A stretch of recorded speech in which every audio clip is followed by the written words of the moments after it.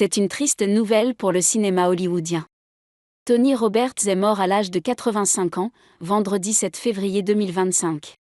L'acteur a rendu son dernier souffle après un combat contre un cancer des poumons, détaillent nos confrères du New York Times.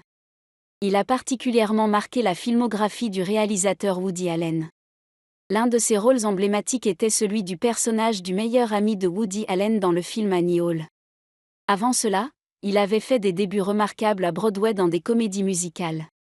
Il avait finalement commencé sa collaboration avec le réalisateur fantasque dans la pièce de théâtre Don't Drink the Water, dans les années 1960.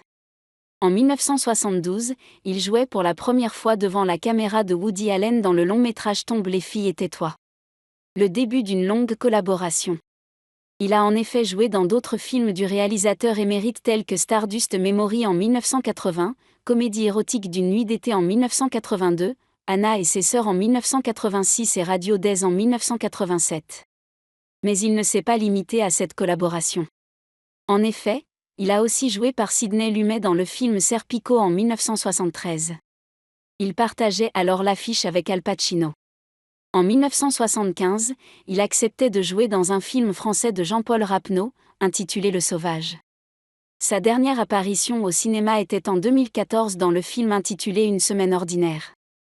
Réalisé par Peter Glanz, ce long-métrage mettait en scène l'acteur dans le rôle de Barry.